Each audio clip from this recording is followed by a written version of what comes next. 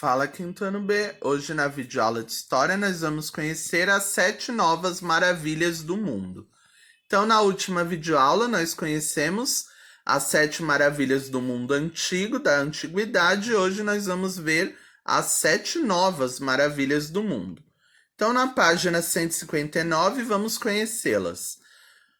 No início do século XXI, um concurso internacional foi organizado para eleger as 7 novas maravilhas do mundo. Uma lista com mais de 200 monumentos existentes foi divulgada, para que as pessoas pudessem votar pelo telefone ou pela internet. O resultado foi anunciado em uma cerimônia realizada em 2007, na cidade de Lisboa, em Portugal. Então vamos conhecê-los? Estes são os 7 finalistas eleitos, segundo o concurso, por centenas de milhares de votos. Então, a Muralha da China, as ruínas de Petra, que ficam na Jordânia, um país do Oriente Médio, o Coliseu de Roma, localizada na cidade de Roma, na Itália, o Taj Mahal, que fica na Índia, o Chichén Itzá, que está localizado, como vocês estão vendo aí, na cidade do México, né? No país lá no México. E Machu Picchu, que está localizado no Peru, aqui na América do Sul. Além do Cristo Redentor, né? No Rio de Janeiro, aqui no Brasil. Então, essas são as 7 novas maravilhas do mundo. Muralha da China, ruínas de Petra, Coliseu de Roma, Cristo Redentor, Taj Mahal, Chichén Itzá e Machu Picchu. Como vocês sabem, muitas das 7 maravilhas antigas já não existem mais. Então faz todo sentido realizarem, né, uma eleição, um concurso para escolher as novas maravilhas do mundo. Por que essa eleição? Lembrando sempre que as 7 maravilhas do mundo, elas vão indicar o quê? Construções que são valiosas para a humanidade, seja do ponto de vista de sua beleza, mas também de sua história, da sua arquitetura e da sua importância cultural. Então vamos, antes de virar a página, vamos falar um pouquinho sobre essa votação, né? Muitos especialistas acabaram criticando, porque eles alegaram que houve ausência de critérios científicos para essa realização, né? E eles também criticaram a votação porque eles acham que a partir do momento que você cria uma votação, você cria uma hierarquia, né? Uma ordem ali entre os monumentos nessa classificação.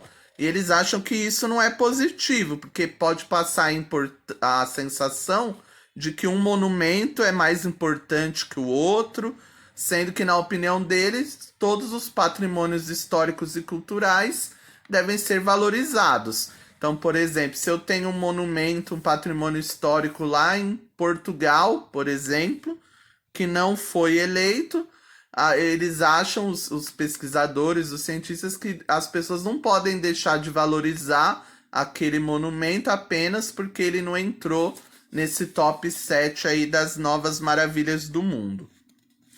Então, virando a página, nas páginas 160 e 161, vamos conhecer um pouco mais sobre esses monumentos.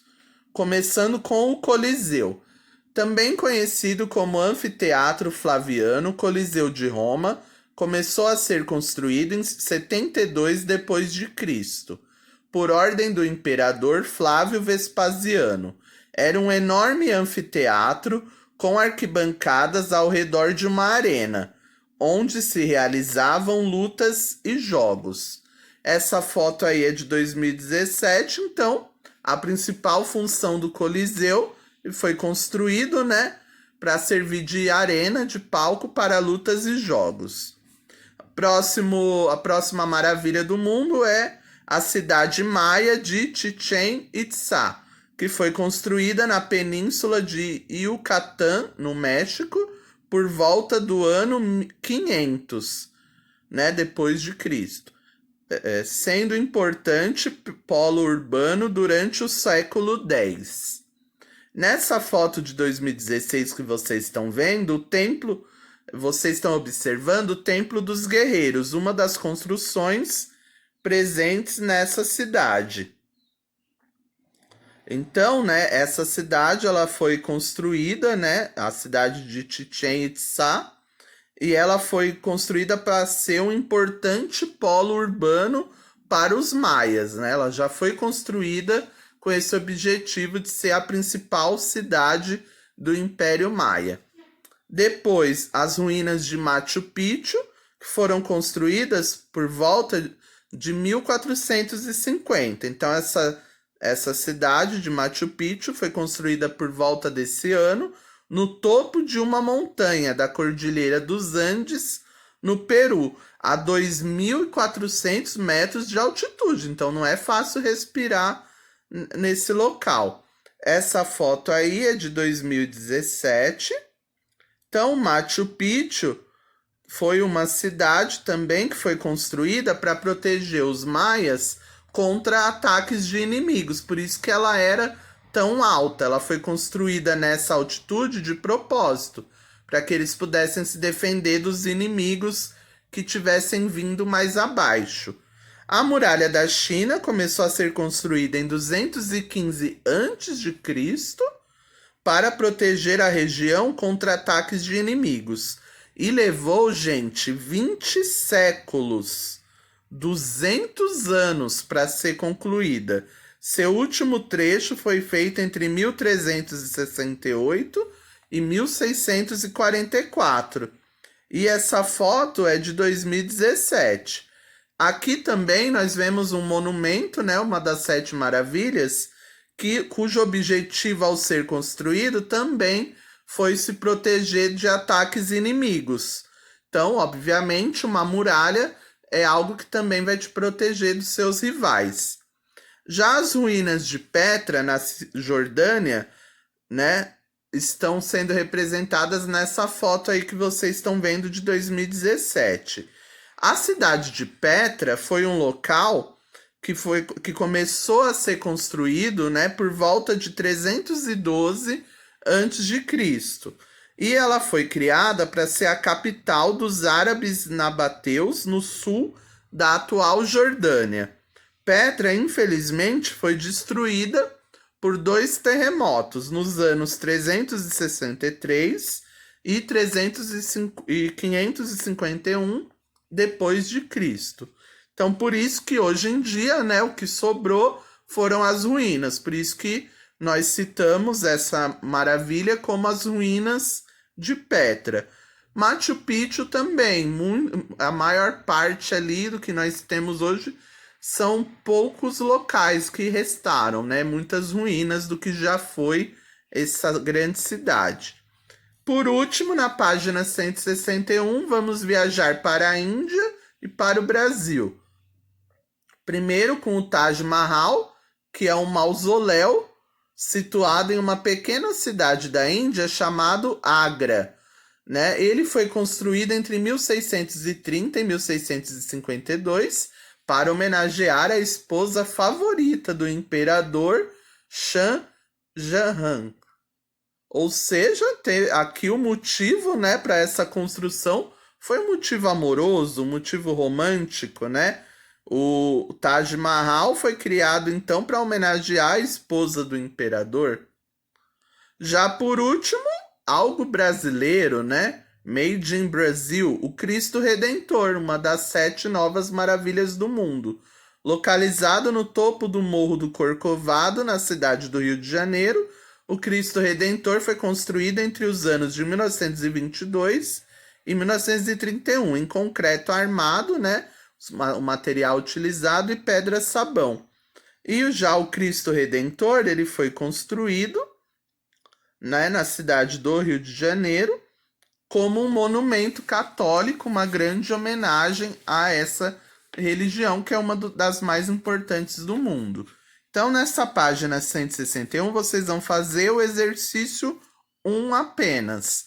Vocês vão escrever aí porque, né, cada uma das 7 novas maravilhas do mundo foi construída. Então, observando as legendas, né, e as fotos, vocês vão encontrar os motivos, né, que levaram à construção de cada uma dessas 7 novas maravilhas. Aí, para terminar, nas páginas 162 até a 165, nós vamos ver também que os patrimônios, eles têm a sua história, né? Que vai desde a construção até a localização deles, o bairro onde eles estão inseridos, a cidade, o país, né? Todo patrimônio tem a sua história, tem o que contar ali ao redor. Então, como as cidades, os monumentos também têm história. Alguns foram construídos para cumprir determinada função, mas tiveram seu uso modificado ao longo do tempo. Então vocês estão vendo aí a fachada do Museu Imperial de Petrópolis, lá no Rio de Janeiro. Esse edifício, que hoje abriga o Museu Imperial de Petrópolis, que é uma cidade localizada no Rio, foi construído entre as décadas de 1840 e 1850, não para ser um museu, mas para ser a residência de verão do imperador Dom Pedro II. Então ele passava a maior parte do ano na capital, né, do império, que era o Rio de Janeiro, e no verão ele e a sua família passavam aí nessa residência localizada na cidade de Petrópolis. Então, em 1889, com a proclamação da República, né, e a saída, né, do imperador Dom Pedro II, a volta dele para Portugal, esse edifício passou a abrigar uma escola. Já em 1940, por meio de uma lei, de um decreto-lei, ele se transformou no atual Museu Imperial, que homenageia, obviamente, né, o imperador do Brasil e esse período. Ou seja, esse patrimônio, que hoje é um museu, ele passou por diferentes funções. Ele tem muita história para contar. Essa parte do desafio nós não vamos fazer, então vamos para 163.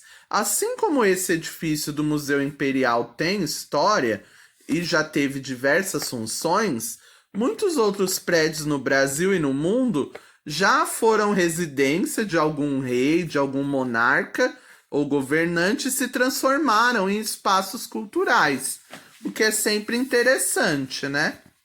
Então, como espaços culturais, eles puderam se tornar locais de visitação popular ou também pontos turísticos importantes em suas cidades, sendo visitados por pessoas de diversas regiões e diversos países, que vão até lá não só para conhecer um pouco mais sobre a história daquele monarca, ou sobre a história daquele país, né, sobre os regimes políticos daquele lugar, mas também acabam conhecendo mais sobre a arquitetura do prédio, sobre a história da cidade, e também acabam refletindo sobre o passado daquele povo que eles estão vendo. Então vamos conhecer alguns desses espaços. Então, o primeiro que vocês estão vendo aí é o Museu do Louvre, em Paris, na França, em 2016. Antes de ser um museu, ele foi usado como fortaleza, ou seja, como defesa, né, para o rei francês, e também como palácio real. O próximo museu que vocês estão vendo é o Museu do Prado, em Madrid, na Espanha. E, inicialmente, esse prédio foi construído para abrigar o Museu de História Natural. Então, aqui nós vemos um caso de um museu um edifício que foi construído para ser um tipo de museu e que, com o passar dos anos, isso foi trocado, né? Ele recebeu um novo título e uma nova experiência ali. E a outra imagem é do Memorial Minas Gerais, em Belo Horizonte, né? A capital mineira do estado de Minas Gerais. Esse edifício foi construído no século XIX e ele abrigava a Secretaria de Finanças. E hoje virou um memorial, também muito interessante, né? Ou seja, esses edifícios, esses patrimônios, eles podem, durante os anos, irem mudando de função, mas mantendo sempre, né, a sua arquitetura e a sua importância para aquela região. Aí na página 164, nos últimos anos cresceu a preocupação com a preservação de vestígios do passado. Então, enquanto em muitas cidades, durante as últimas décadas, eles foram derrubando casas antigas, casas com uma arquitetura maravilhosa, né? E foram construindo edifícios e mais edifícios. Em outros lugares, nos últimos anos, as pessoas têm se preocupado cada vez mais em preservar, né, esses edifícios antigos, essas marcas do nosso passado. Entre essas iniciativas de preservação estão a transformação de casarões, de edifícios antigos em museus, o estudo de sítios arqueológicos, né? E também uma nova função que está sendo dada a esses edifícios históricos. Isso é importante, não é, pessoal? Porque nesse mundo que nós vivemos, em que cada segundo tem uma transformação de alguma coisa, né, em outra, a sensação de que as tradições estão se perdendo é cada vez mais forte entre nós.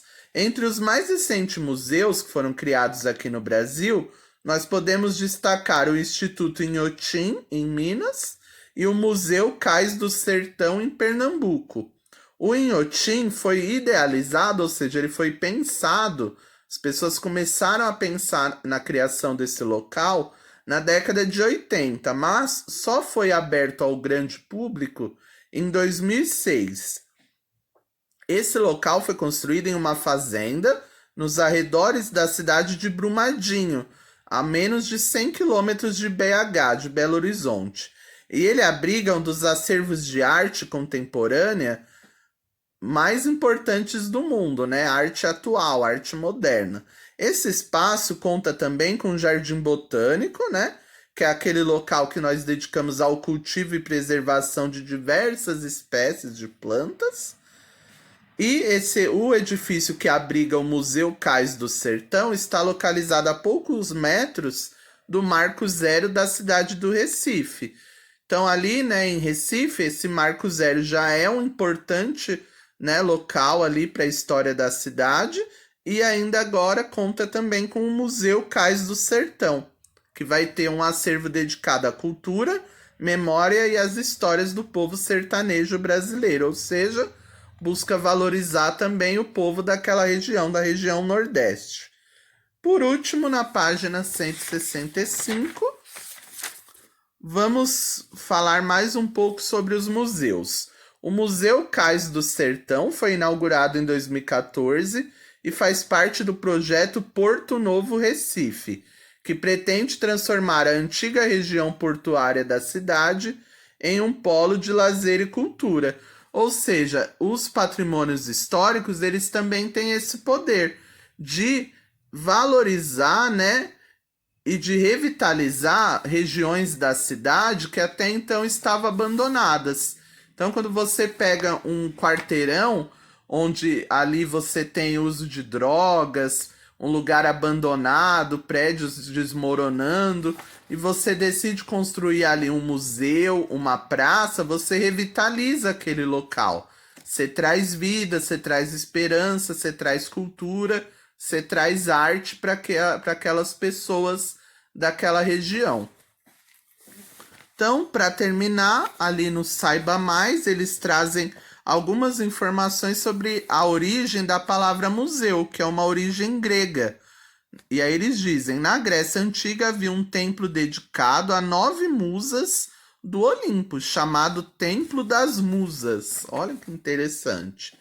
As musas eram figuras mitológicas e cada uma delas era a protetora de uma arte ou ofício. Elas representavam a música, o teatro, a poesia, a dança, a tragédia, a comédia, a astronomia, entre outros. E esse templo, chamado Museion, era o local onde as pessoas homenageavam essas musas por meio do desenvolvimento do conhecimento e das artes. Até hoje, os museus continuam tendo um papel importante na formação das pessoas e no desenvolvimento das artes e do conhecimento. Tem até essa imagem que vocês estão vendo, que é uma pintura mostrando as 9 musas gregas. Bem interessante. Então, pessoal, para fechar essa aula, onde nós conhecemos as 7 novas maravilhas do mundo, queria destacar a importância de se visitar um museu. Então, agora que a pandemia está um pouco mais controlada, e nesse momento em que várias atividades estão sendo flexibilizadas, né? Ainda que com público reduzido, eu espero que, caso vocês não tenham tido ainda a experiência de visitar museus, que nos próximos anos vocês adquiram esse hábito. Nós podemos, né, nos entreter, ter diversão, não apenas com filmes, com jogos, com livros, com séries de TV, mas também com museus. Visitando museus, nós vamos ampliar o nosso repertório cultural, nós vamos conhecer, nós vamos aprender sobre diversas coisas, né? São Paulo, aqui, a minha cidade, que para vocês também é perto, né? Já que Poá está na Grande São Paulo. Aqui na cidade de São Paulo nós temos diversos museus, né? Com os mais variados conteúdos. Temos museus que exploram as ciências, como o Catavento, como a Estação Ciência. Temos museus que exploram as artes. Temos o Museu da Imaginação. Temos vários museus aqui. E espero, né, que nos próximos anos vocês possam começar a fazer parte desse circuito, percorrer todo esse trajeto. Até porque nós somos privilegiados de estar tão próximos, né, de uma cidade que abriga diversos museus. Infelizmente, em muitas cidades do Brasil, o número de museus é bem reduzido. Então, aproveitem essa oportunidade e façam esse tour aí. Você aproveita, conhece a arquitetura, conhece o museu, o conteúdo e ainda explora os bairros, né? As atrações culturais que a cidade oferece. Então, para essa semana, vocês vão enviar a página 161 com o exercício 1. Bons estudos, até a próxima.